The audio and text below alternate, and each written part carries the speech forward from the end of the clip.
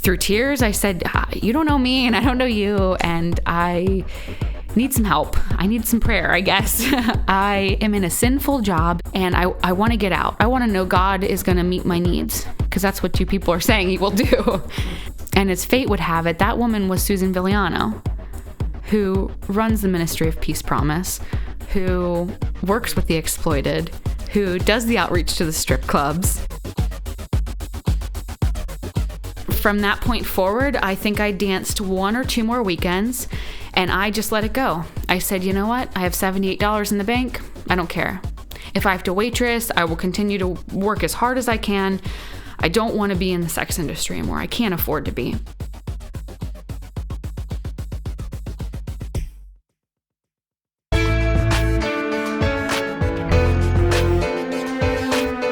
Welcome to the Brand New Me podcast. I'm Frances. And I'm Pam. And we are 2 women passionate about helping others thrive in life, not just survive. In each episode, we're going to find creative ways to offer hope for your future through our own life experiences. So join us every week as we learn together that we really can be a brand new me.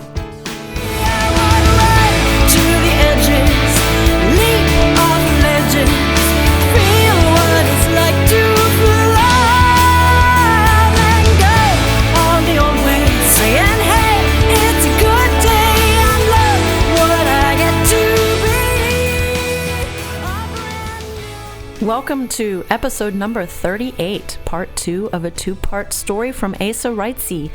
If you missed her story last week, please go back and listen to that episode. It's a beautiful story. It's a hard story, but you've got to hear the start of this story to appreciate the redemption and the forgiveness and the freedom that she is finding. Before that, I just want to wish you happy first day of spring. Today, Tuesday, March 20th.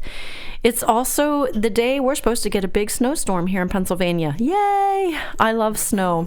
And that reminds me, Portraits of White. Today is the first day you can buy your tickets for this year's show in December 15th and December 16th. 2 different shows this year, 7 o'clock on the 15th and 3 o'clock on the 16th. So go to portraitsofwhite.com and enter spring sale, SPRINGSALE, all caps. Just enter that into the promotional code box on the website where you order tickets. Thank you. Your ticket sales early help me cover orchestrators, arrangers, trips to Nashville, marketing stuff. So thanks for your support early in the game. Yeah, I know it's early, but that's when we think about Portraits of White all year long. So it's an exciting day for me. And you get to pick really great seats when you order early. So go ahead and do that, portraitsofwhite.com. And now let's get into Asa's story.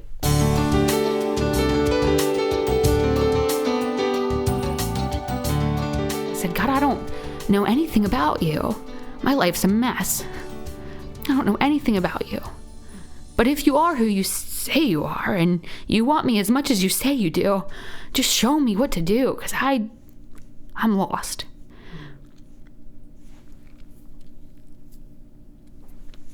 And he did. He sure did. From there, it was a whirlwind. I ended the relationship with this gentleman, and it wasn't my choice. It was his choice. But the more I reflect on it, it was God's choice. Because what I think happened is that you had this girl who was so involved with men her whole life that this God was too far for her, you know? And I think that God used him to connect us, me and God. And I really do believe that it was like this pendulum almost, where I had to meet David to be able to understand God. And as soon as God, I think, knew that he had my heart, he let David go. There was no need for him anymore. So in that, I fell in love with Christ through that breakup. Fell in love with him. I was so on fire for the Lord. Now, I say that, but there was trial in there. I went to church that 3rd or 4th Sunday, sitting at McBick, knowing full well now, I started having conviction already. I knew that what I was doing, even though it was dancing and kind of seeing this guy on the side and, drinking alcohol here and there, I knew that what I was doing something wrong. And I had asked one of the prayer team members that were standing on the side of the stage. I hadn't known any of these people standing, but they had offered a time in church at the end and said, if anybody feels led that there's these people standing, if you want to ask for prayer. And I just kind of looked down the line and I saw this woman who I thought looked pretty inviting. And I walked right up to her and I said, through tears, I said, you don't know me and I don't know you. And I need some help. I need some prayer, I guess. I am in a sinful job is what I told her. And I want to get out. I want to know God is going to meet my needs, because that's what you people are saying he will do. And as fate would have it, that woman was Susan Villiano, who runs the Ministry of Peace Promise, who works with the exploited, who does the outreach to the strip clubs. So she tells me the story, and she remembers me asking her for that prayer and just knowing that it was God. And from that point forward, I think I danced 1 or 2 more weekends, and I just let it go. I said, you know what? I have $78 in the bank. I don't care. If I have to waitress, I will continue to work as hard as I can. I don't want to be in the sex industry anymore. I can't afford to be. At this point, God was, showing me how much he loved me. And I just had this kind of desire to just see what he was all about, as if he's really who he says he is and he's going to take care of me and protect me the way that he's promising to. I got nothing to be afraid of. I can take this $78 and live forever. It was a few weeks of really falling in love with him, right? And then that turned into months, and then David and I split, and through that split, I remember making the conscious choice of, do you want to keep grabbing at darkness, or do I have enough of your heart? And I just catapulted myself into God's love. Swam in it, drank it, breathed it, ate it, everything. I could not get enough. I was worshiping from sun up to sundown. I started doing healing prayer, healing care groups. I was meeting with women at church, the same women that were sitting beside me and giving me these empty journals and writing me scriptures months before, when I was still high and drinking in the strip club, were now biggest supporters of mine. They were coming beside me. I had community. I had family, church family. I was living at the time with David and his father, and I had moved out of that situation when we had split up.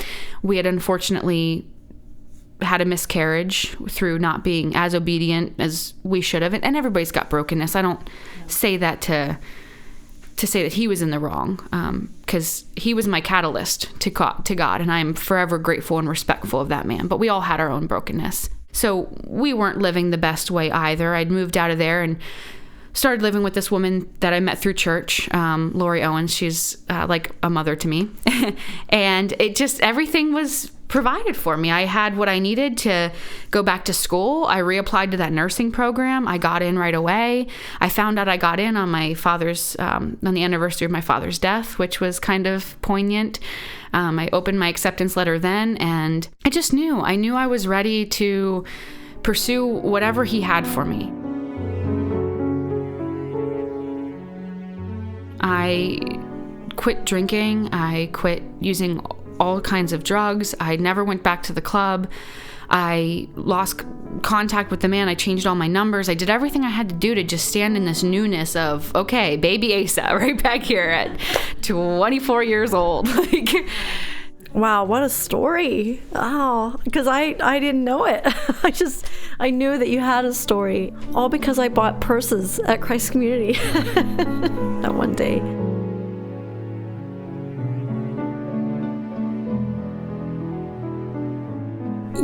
When you came in, you brought us a beautiful basket of wonderful things. Tell us about that. What's in the basket, the soaps and stuff. And sorry you all can't smell it, but we smell really good because we use some of the body butter and stuff that she brought. But like I said, this is Brand New Me podcast where we talk about stuff that people have been through, and you're absolutely right. We're all broken. And I did not grow up with a background like yours. I grew up knowing Jesus since I was little. But I can tell you that I still, as a young woman, I still had holes in my heart. I think every person does, whether you're new to Christ or have been walking a long time, it's a journey. It's a walk. I love that, how you catapulted yourself into his love.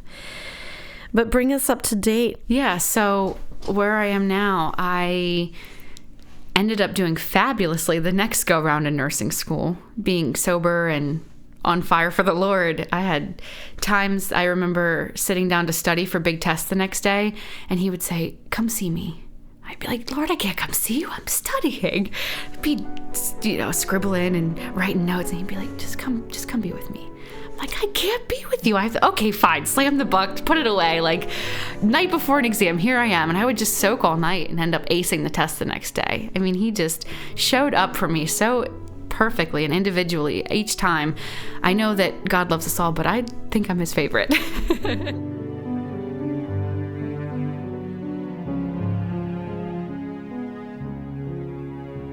Now I am a registered nurse in the state of Pennsylvania.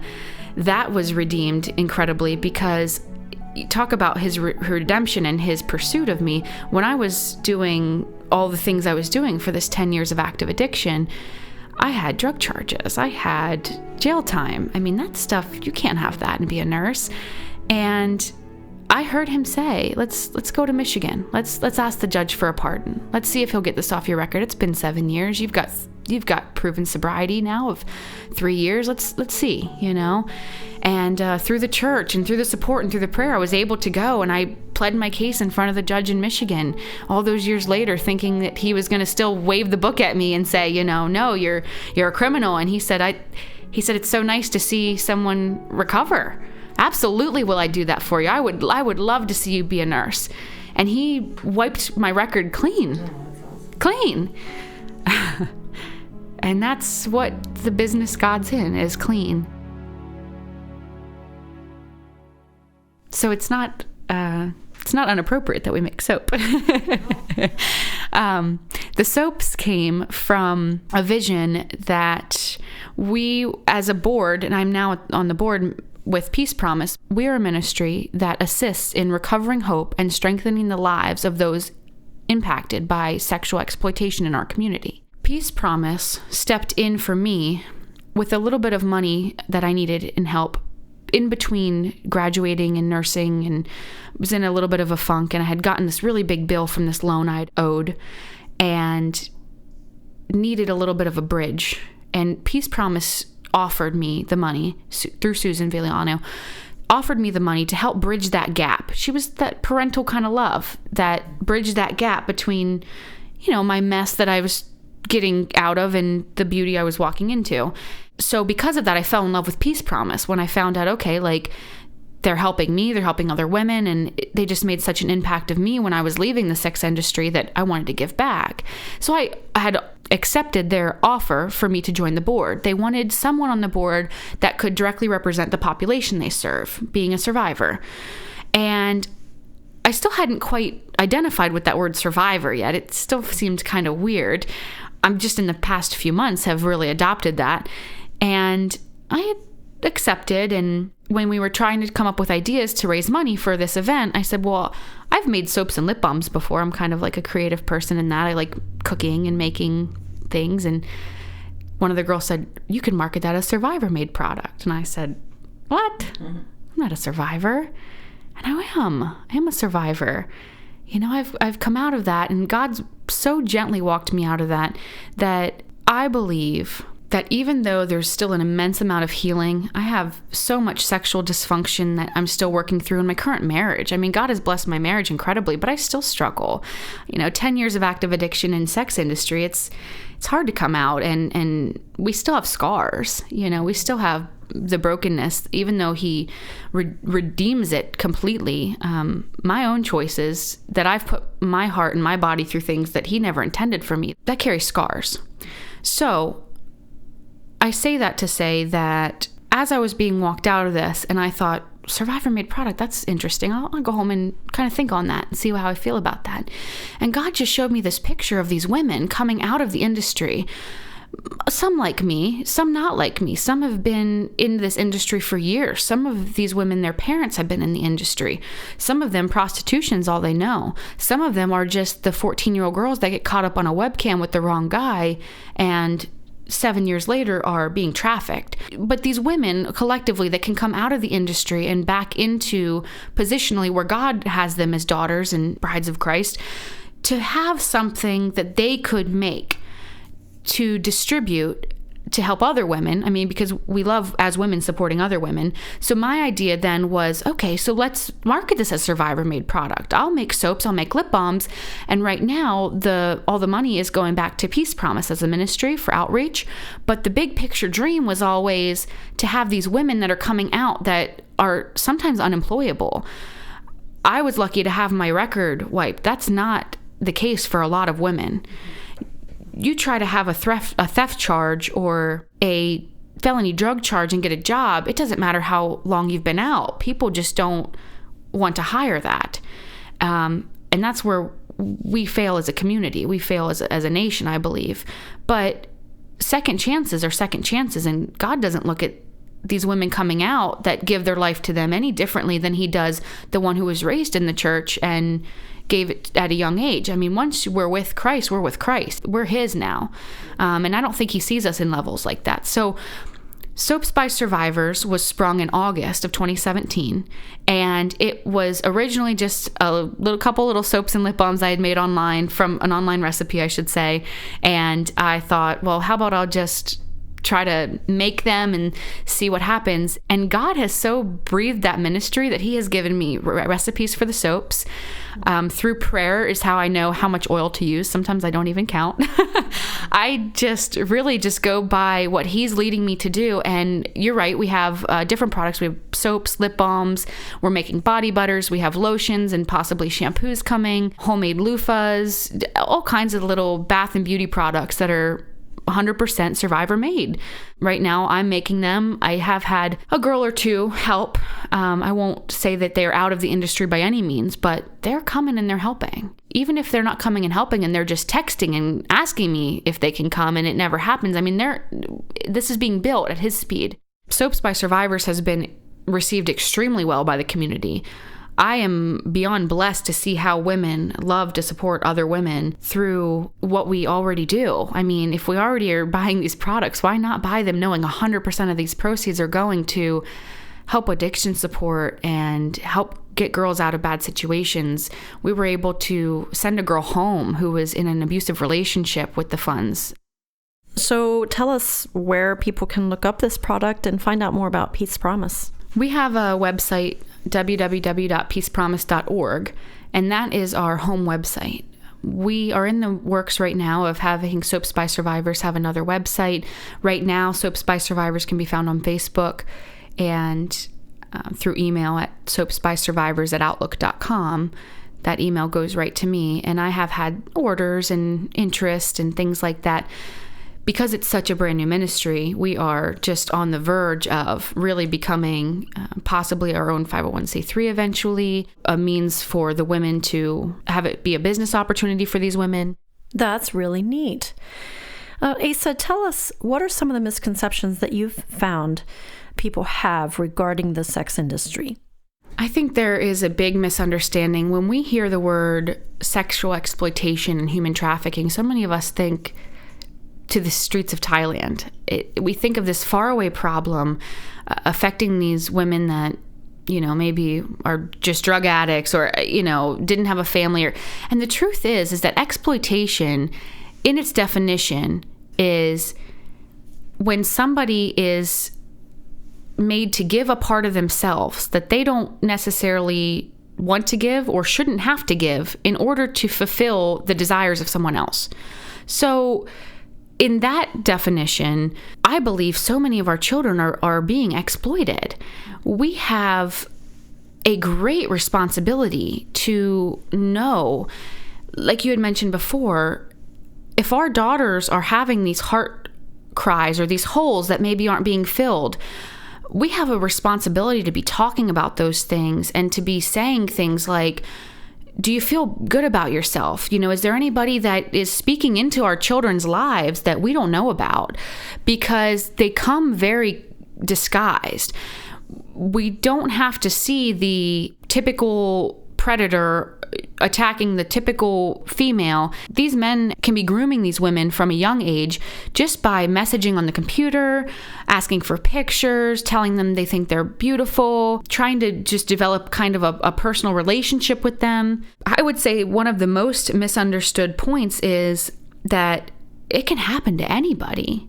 You don't have to be a drug addict. You don't have to not have a mom who moved away. You don't have to have a horrible situation at home or have been in a domestic abuse relationship. It can happen to anybody. Any one of our young women can be groomed and tricked and manipulated to where their life can be completely unrecognizable within a matter of months. So it's really rooted in emotional holes in young women. Like they're susceptible, and it doesn't matter if you're Christian or not Christian, right? It sounds like it's holes in our soul. Yeah, I would agree. I would say that the spiritual problems and the emotional problems that plague us as just especially women, because we're, I think, extra needy of that father's love and extra needy of needing to be seen and known and heard. I think that if we get that from anywhere else but God, we are susceptible to the world and the enemy. And part of that world and that enemy is sexual exploitation in all forms. Now that I've come out and I can sit and look at what happened, there were times in me being arrested that I could have gotten charged way differently than I did. There were times with me being in a wrong place at a wrong time that could have been extremely dangerous that weren't.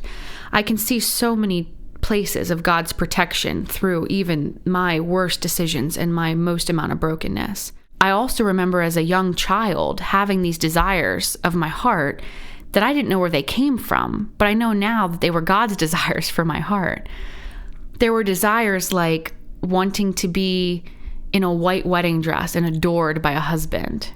I remember wanting to feel special and pure. I remember wanting to be in a career and wanting to have a family. Just a really wholesome picture.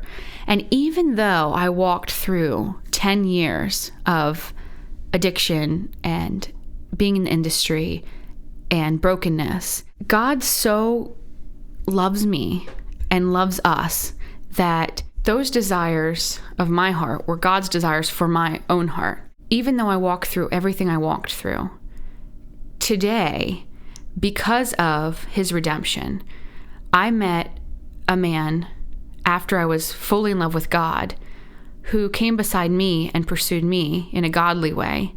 And I remember telling him, just so you know, buddy, I've given myself to the Lord. I've been baptized. I'm not having sex again until I'm married. He said, okay, I'll wait. And we walked through a 1.5 year engagement, and on my wedding night was the first time that him and I were together. So that dream of wanting that white wedding gown purity, God gave me. It didn't matter how much crap I had walked through. He gave me that.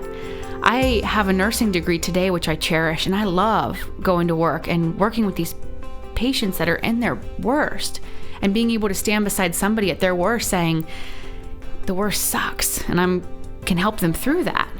I have a beautiful family today. My husband and I are trying for a baby. We have a beautiful 6-year-old daughter. He has a 6-year-old daughter, my stepdaughter. And all of the redemption is coming true in my life day by day, like right now. And that's what the Soaps by Survivors piece is. That's what the peace promise part is.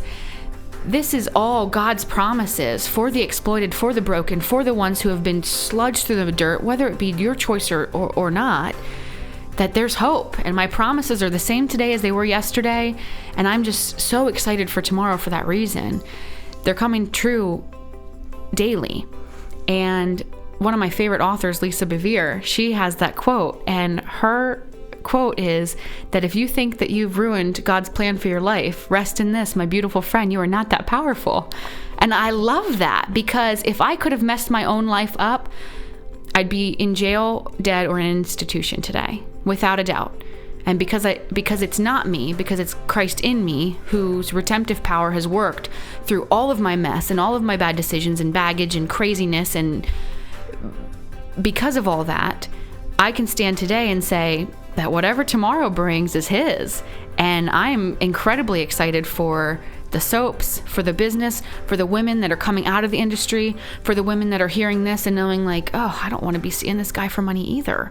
You know, or for the moms and the dads who say, I don't know, have I told my little girl that I love them today? Have I, as a father, pulled her up on my lap and said, you are so beautiful? You know, because that's our job now, to make sure that our young women are being grown up to know where are those holes, and let us help you as a community, and let us help you, point you to the Lord to fill them so you don't look anywhere else. Thank you, Asa. Those are great words. And thanks for coming into the studio and sharing your story. We really enjoyed having you here. If you want to check out more about that organization, it's peacepromise.org. You can also check out Soaps by Survivors on Facebook, or you can email Asa at soapsbysurvivors@outlook.com. I'm sure she'd love to hear from you. Please share this story with your friends and your family. Post it on social media.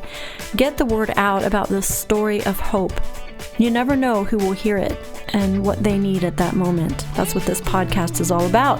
Thanks for joining us, and we will be back with you next week. Have a great day.